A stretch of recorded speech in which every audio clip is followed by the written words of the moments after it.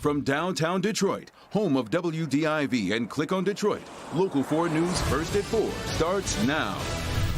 Good afternoon, I'm Karen Drew. First at 4, the search continues right now on the city's west side for the gunman who shot a father and 2 children. This happened last night on Plainview Street near 7 Mile and Evergreen. Investigators say the adult victim was setting off fireworks when someone walked up and started shooting. Chief James Craig says it was a part of a violent weekend across the city that left 4 people dead and 25 others hurt. What we're seeing manifesting is these argument-based, senseless shootings among people who are acquainted, who are attending block parties, and so it's got to stop. You know, that is not the way we should, settle disputes. The dad and his 10-year-old daughter are in critical condition at this hour. A 9-year-old child was treated and released from the hospital. We'll have a live update with more on the investigation when you join us at 5. Detroit police have brought a peaceful ending to a barricaded gunman situation also on the city's west side. This started this morning over on Cherry Lawn Street near 8 Mile in Wyoming. Police say a man got into an argument with friends, then started shooting. Then he barricaded himself inside of a home. Officers were able to get the man to come out. He was taken into custody. Fortunately, no one was hurt during the entire ordeal. In Decision 2020, Governor Gretchen Whitmer is putting her support behind current Wayne County prosecutor Kim Worthy in her bid for re-election. I am today announcing my endorsement of Kim Worthy for re-election as Wayne County prosecutor. I've known Kim for years. I couldn't throw my support behind someone more enthusiastic about her experience and innovation represent the type of leadership that we need now more than ever. Worthy has been county prosecutor since 2004. The primary election is set for August 4th.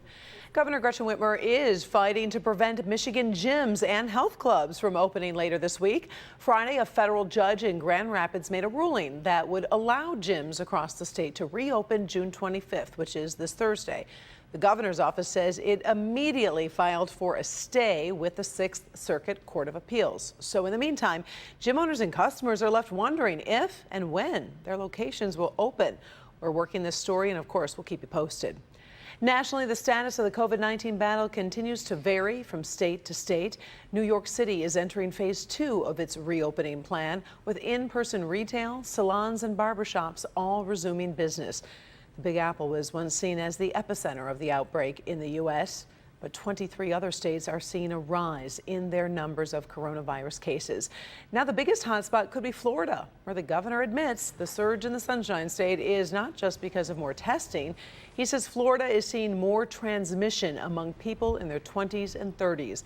Experts say it's a reminder that social distancing applies to all ages. Here at home, the state has reported 179 new cases of coronavirus in the past 24 hours, with 7 new deaths.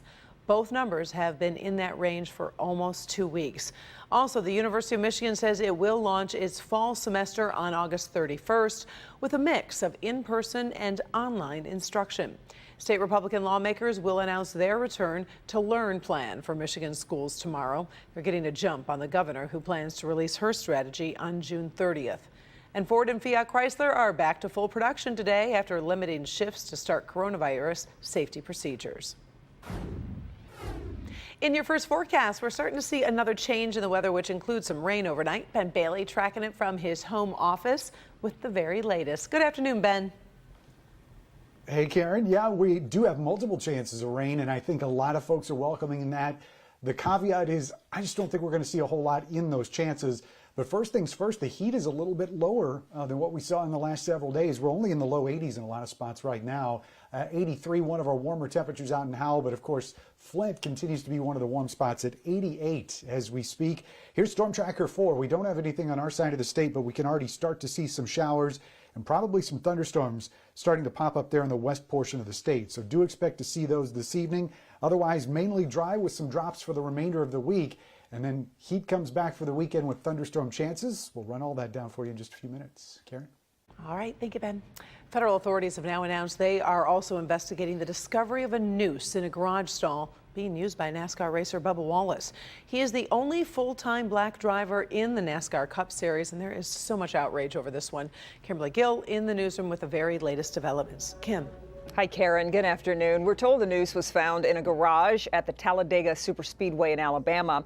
The FBI reportedly has agents at the raceway right now as the agency and the Justice Department's Civil Rights Division are both getting involved. Now, you may recall Wallace pushed for NASCAR to ban the Confederate flag in the days after George Floyd's arrest. NASCAR agreed, but not everyone was on board with it. At Talladega this weekend, some fans had the flags on their cars, and a plane flew over the track with the flag and a sign saying, quote, defund NASCAR. NASCAR says a crew member found the noose Sunday. Security has been stepped up, and the sport has launched its own investigation as well. NASCAR's president, though, says he plans to get rid of this kind of behavior in the sport. Wallace posted a statement on social media saying, quote, the despicable act of racism and hatred leaves me incredibly saddened and serves as a painful reminder of how much further we have to go as a society and how persistent we must be in the fight against racism, end quote. Other drivers have rallied around Wallace, with Jeff Gordon calling it a cowardly act. The legendary Richard Petty, who owns Wallace's car, says he's enraged that someone would do that to a member of his racing team. So, Karen, we'll hear more about this as the investigation moves forward. And I also want to let you know, too, actually, you go ahead. No, we were talking about this, obviously, in the newsroom. There's so many stories. We've been covering this, obviously, not only in the past weeks, but months and years. And there is a racial reckoning going on right now. And I know you've got a team of people that are working on this primetime special. Yeah, we do. And it's tomorrow at 10 o'clock. Myself, Devin, Rhonda, Everett Cassimy, we're all hosting this event called Spirit of Detroit, Fulfilling the Dream. Tomorrow marks the 57 years since Dr. Martin Luther King Jr. held his walk to freedom here in Detroit. So you'll hear from those who were at the march all those years ago and the next generation facing this challenge right now. So we're going to hear from parents raising black children and an educator trying to make an impact in the classroom. We'll also have a live interview with Dr. King's oldest son, Martin Luther King III. It is all tomorrow night at 10 o'clock. I hope you will join us. All right. Thank you, Kim. We look forward to the special, and we'll see you tonight at 5. Thanks. Well, the original viral video warmed so many hearts. We're talking about these two little boys, one white, one black, just running towards each other to hug. Then the video was manipulated, retweeted by President Trump, and controversy erupted. Now, a local attorney is getting involved, considering legal action against the president. Paula Tutman joining us this afternoon. So, Paula, where do things stand now? While much of the world has been quarantining and separating ourselves, 2 almost 3-year-olds in New York have been making it a party. Maxwell and Finnegan may have been made famous by this video post that shows them greeting one another last September. But all they know is that they love one another, and so their parents decided to quarantine together. It has been a lesson that the toddlers have been teaching their grown-ups. Not about tolerance, but acceptance. Until this. A third party pirated the video from last year and turned it into a racially charged meme using a fake CNN logo, which @TheRealDonaldTrump retweeted. We had a cousin that had reached out, I guess maybe 15 or 20 minutes after it had been posted, and said, have you seen this? I looked at it, I watched the video, and it was just very upsetting. And while the parents have successfully challenged the post and gotten the misused video taken down, the president's tweet remains. And so they are challenging him and the original content pirate. It totally goes against the original message of the video. The video is of love, of inspiration, hopefully inspiring hope. And the manipulated video totally negates that and just sends the wrong message. Ben Johnson is a Detroit attorney who has been brought in to go up against the original content pirate and the president of the United States. Fraud, misleading, and then they start putting subtitles in, and I know you noticed because you know how to spell toddler with 2 D's. They can't even spell right, and they say that racist toddler afraid, if you will, and people now think that this is part of my client's video. Plain and simple. When @RealDonaldTrump, which is not the president's official, POTUS, we all know is the official Twitter, he was doing this 8:21 p.m. on a Thursday night. He's doing this as a U.S. citizen, not as our president. So he's not going to be able to hide behind his presidency. He says most importantly, his legal action is to deter others. We're going to be seeking tens of millions of dollars, Paul, obviously, to punish the bad behavior and make sure that no one else ever does this again. And if they do, they know they're going to face serious penalties and money damages.